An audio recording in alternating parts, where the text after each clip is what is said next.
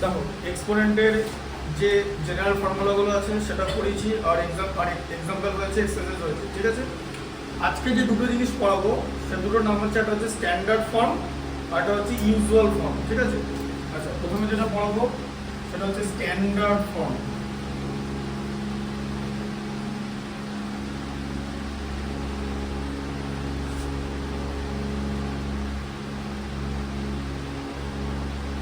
Standard form আর হচ্ছে usual form.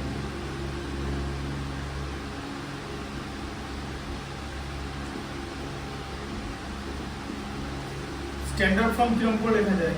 m into 10 to the power n, ঠিক আছে। এখানে n পজিটিভও হতে পারে আবার n নেগেটিভও হতে পারে, ঠিক আছে। n এর ভ্যালুটা ইন্টিজার, হ্যাঁ, n হচ্ছে এখানে integer.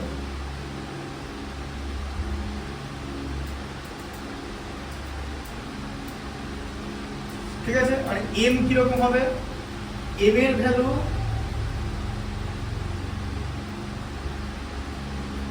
1 less than equal to m হবে, আর m লেস দেন 10 হবে, ঠিক আছে। মানে m এর ভ্যালু 1 থেকে স্টার্ট হবে আর 10 এর নিচে হবে, বুঝতে পারলে? মানে ম্যাক্সিমাম 9 হতে পারে বা 9 এর লেস হতে পারে, ঠিক আছে, বুঝতে পারলে? 10 হবে না। এটা কি বলা হচ্ছে? ইউজুয়াল। এটাকে বলা হচ্ছে স্ট্যান্ডার্ড ফর্ম, যে একটা নাম্বার তখনই স্ট্যান্ডার্ড ফর্মে থাকবে যে স্ট্যান্ডার্ড ফর্মটা হলো m into 10 to the power n, where n is integer which can be both negative and positive. Negative ইন্টিজারও হতে পারে, পজিটিভ ইন্টিজারও হতে পারে।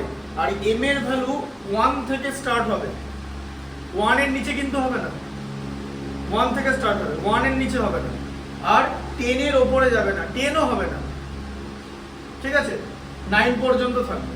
এবার একটা এক্সাম্পল দিচ্ছি। ধরো একটা নাম্বার লেখা আছে ইউজুয়াল ফর্মে 100, হতে পারে ইউজুয়াল ফর্ম মানে তো অরিজিনাল ফর্ম, ঠিক আছে, একদম এক্সাক্ট নাম্বারটা। এটাকে আমি স্ট্যান্ডার্ড ফর্মে কিভাবে লিখব? 100 কে লিখে নিলাম 10 ইনটু 10, দিয়ে সেখানে হয়ে গেল 10 স্কয়ার। আমরা এবার এটাকে লিখবো 1 ইনটু 10 স্কয়ার, এইরকম ভাবে লিখবো।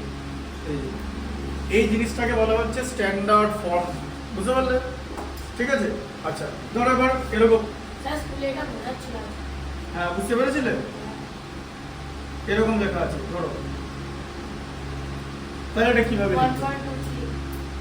হ্যাঁ, তাহলে কি করবে? প্রথমে কি বলেছিলাম, এটাকে এবার দেখো, এটা 3 ডিজিট নাম্বার, ঠিক আছে, তাই ডেসিমেল কোথায় হবে? এবার এখন বলো যে জিনিসটাকে সাজাবে কোথা থেকে? তাহলে ডেসিমেল কি হবে? প্রথম দেখো, এখন প্রশ্ন হচ্ছে কিভাবে এটা করবে। 1.23 তো মুখোমুখি বললে হবে না, কিভাবে করবে? প্রথমে প্রথম ডিজিটটাকে ছেড়ে দেবে। তাহলে দুটো ডিজিট আছে তো, আচ্ছা দুটো ডিজিট আছে, তাহলে 100 দিয়ে ডিভাইড করবে নিচে। আর 100 দিয়ে তুমি ডিভাইড করছো, তোমাকে ভ্যালু ঠিক রাখার জন্য তো 100 দিয়ে মাল্টিপ্লাই করতে হবে, তাই না? দিয়ে এটা কি হয়ে গেল? এই জায়গাটা 100 দিয়ে ডিভাইড করে 1.23 ইনটু 100 মানে 10 স্কয়ার।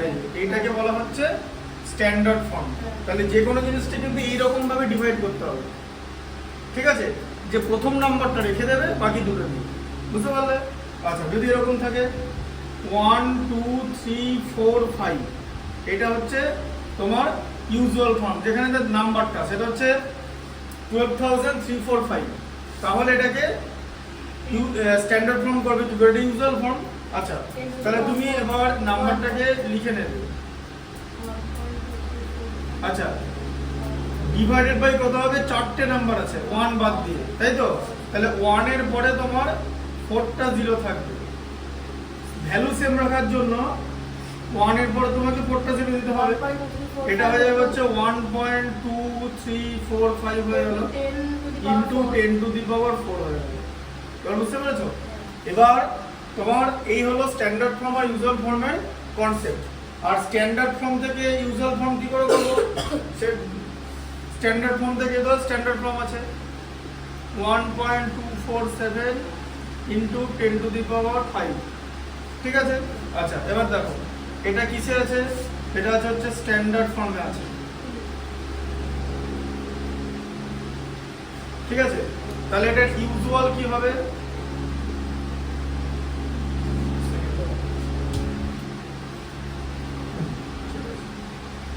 এটা ইউজুয়াল কি হবে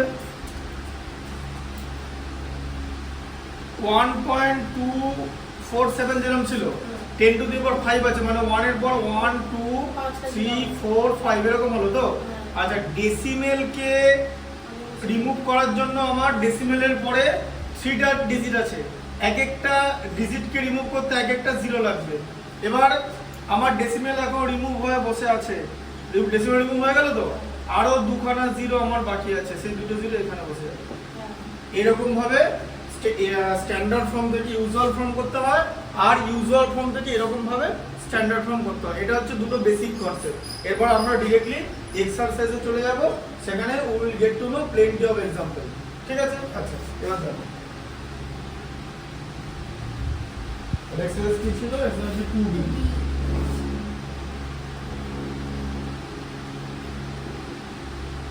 আচ্ছা কি করতে বলেছে, স্ট্যান্ডার্ড ফর্মে করতে বলেছে। এখানে আগে লিখে নিলাম যাতে মনে থাকে, কারণ পরীক্ষা লিখে নেবে, ঠিক আছে।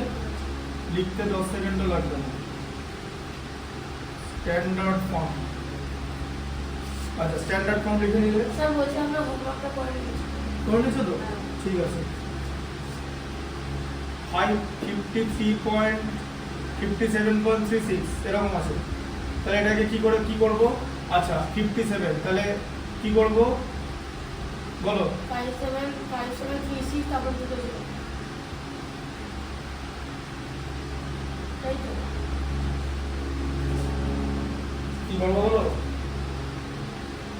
ডেসিমেলটা অলরেডি এখানে ছিল, তারপর হ্যাঁ এ দেখো ডেসিমেলটা এখানে ছিল তো। হ্যাঁ তাই বলি। আচ্ছা এবার দেখো নাম্বারটা লিখলে তো, নাম্বারটা লিখবে পুরোটাই যেরকম ছিল অরিজিনাল নাম্বারটা।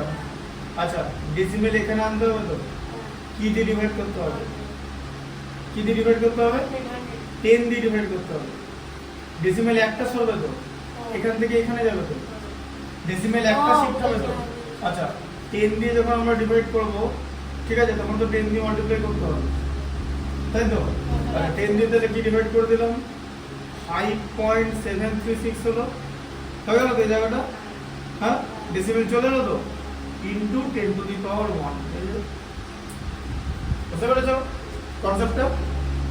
প্রথমে যে ইউজুয়াল নাম্বারটা সেটা লিখে নেবে, দেখবে যে ডেসিমেল কটা শিফট করতে হচ্ছে, ঠিক আছে, এটাই কনসেপ্ট। এরকম কিছু প্র্যাকটিস করে, এটা হচ্ছে ইউজুয়াল ফর্ম, এই যে এটা হচ্ছে ইউজুয়াল ফর্ম, যেখানে একটা নাম্বারকে সিম্পলি লিখে দেওয়া হয়, ঠিক আছে। আর এটা হচ্ছে স্ট্যান্ডার্ড ফর্ম, যে স্ট্যান্ডার্ড ফর্মটা থাকবে হচ্ছে m into 10 to the power n, যেখানে n হচ্ছে পজিটিভ বা নেগেটিভ ইন্টিজার, আর m এর ভ্যালু 10 এর নিচে থাকবে, সব 10 এর নিচে আছে, দেখো সব 10 এর নিচে, সব 10 এর নিচে। 10 থাকলে তো দুটো ডিজিট হয়ে গেল, 10 থাকা যাবে না। 10 কে তাহলে কি করবে, ধরো এরকম লেখা আছে 10, 10 কে কি করবে, 10 কে লিখতে হবে 1 ইনটু 10 টু দি পাওয়ার 1। এবার বুঝলে, এই দেখো m into 10 to the power n মিললো, হ্যাঁ, যেখানে m ইকুয়াল টু হচ্ছে 1 আর n ইকুয়াল টু হচ্ছে 1। বুঝতে পারলে কনসেপ্টটা? 10 কে এভাবে লিখবে, এটা এক্সট্রা দেখালাম, খাতায় লিখে নেবে, ঠিক আছে। আচ্ছা বুঝতে পারলে, এই एग्जांपल গুলো লিখবে। আচ্ছা নাম্বার 2 এরটা দেখো কি আছে, 35 এর পর 5 টা 0 আছে। এই দেখো 35 ইনটু না 35 এর পর 5 টা 0, দেখো 5 টা 0, সব করার টেকনিক আছে। শোনো একটা কথা বলে দিচ্ছি, ফর্মুলা শিখে গেলেই যে অঙ্ক করে ফেলবে তা না, এরপর তো টেকনিক, তারা তো আমাদেরও কাজে লাগতো না যে ফর্মুলা শিখে গেলে অঙ্ক টঙ্ক সব নরমালি করে দেবো। টেকনিক জিনিসটা করতে হবে। ফর্মুলা তো একটা শিখে গেছো ফর্মুলাটা কি করে প্রপার্টিটা কাজে লাগাতে, কিন্তু এরকম অঙ্ক করবে কি করে, যদি জিরো থাকে না পাশে পেছনে, সবার আগে জিরো গুলোকে আলাদা করে নাও। এই জিনিসটা কেমন দেখতে, 10 টু দি পাওয়ার 5, হ্যাঁ 1 টু দি পাওয়ার 5 টা লিখতে হবে না, 1 টু দি পাওয়ার 5 মানে তো 1, 10 টু দি পাওয়ার 5 হলো, এটা ইউজুয়াল ফর্ম তো। আচ্ছা এবার দেখো আমার এখানে ডেসিমাল লাগবে তো, তাহলে 35 টা আমাকে 5 দিয়ে ডিভাইড করতে হবে, তাই তো, সরি 10 দিয়ে ডিভাইড করতে হবে। আচ্ছা 10 দিয়ে ডিভাইড করতে হবে, তার কারণ ডেসিমাল আমার আমাকে জিনিসটা এইরকম হবে, ঠিক আছে? 35 থেকে 35 কে আমাকে 3.5 বানাতে হবে। কি করে? 10 দিয়ে ডিভাইড করে। তা 10 দিয়ে ডিভাইড করে দিলাম। এবার ভ্যালু সেম রাখার জন্য আরেকটা 10 দিয়ে মাল্টিপ্লাই করতে হবে তো। এবার বুঝলে? যে এটা কত হলো? 3.5 into 10 to the power 5 plus 1, তাই তো? যে তুমি লিখলে 3.5 ইনটু 10 টু দি পাওয়ার 6, বুঝলে? আচ্ছা, আমরা জিরোর বদলে এই ধরনের জিনিস ইউজ করি কেন? কারণ দাদা আমাদের একটা নাম্বার খুব তাড়াতাড়ি লিখে দিতে পারে, ঠিক আছে? বুঝতে পারলে ব্যাপারটা? আচ্ছা,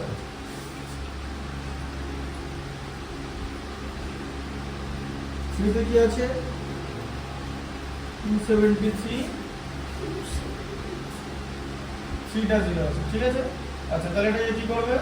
273 ইনটু 10 টু দি পাওয়ার 3 করে নেবে, ঠিক আছে?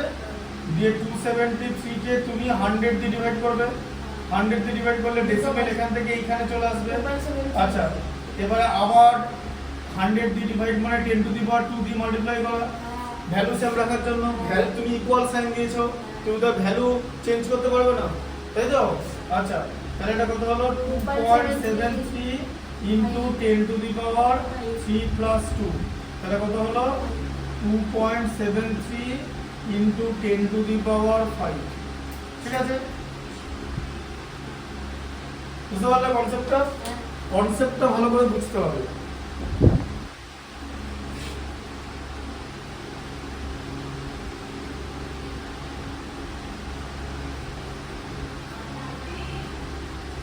যাচ্ছি না, না উপরে যাচ্ছি।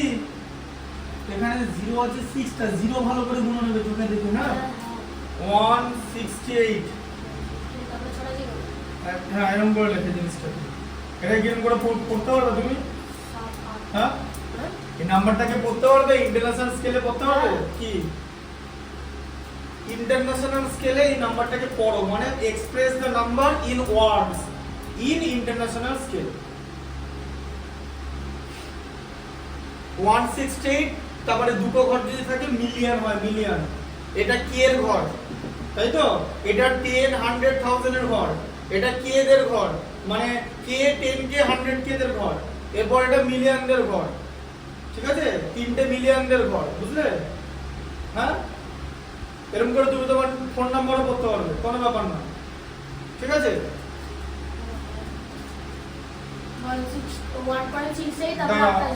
আগে এটাকে সাইজ করতে হবে, 10 টু দি পাওয়ার 6 লাগাতে হবে, ঠিক আছে?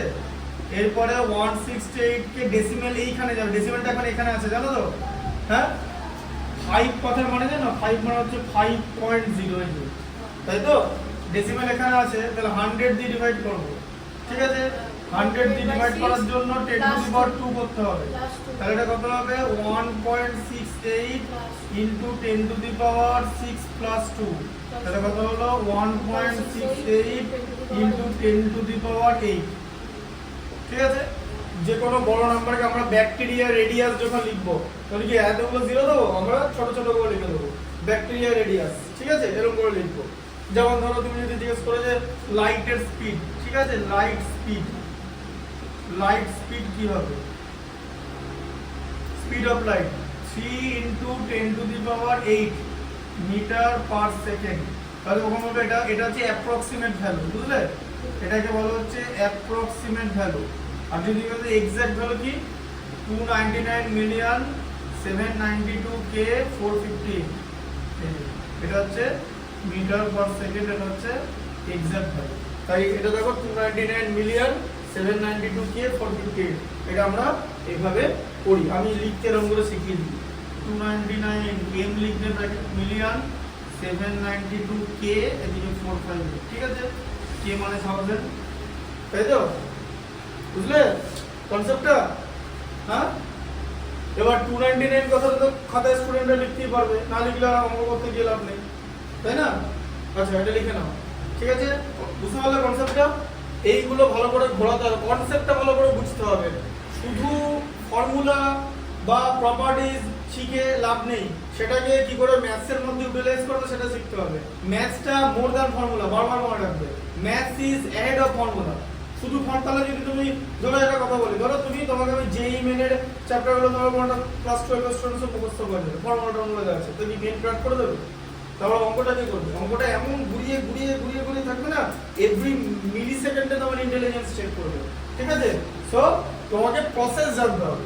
তুমি যদি একদম প্রসেসে যাও তুমি এগুলো বুঝতে পারবে। ঠিক আছে? এটা লিখে নাও।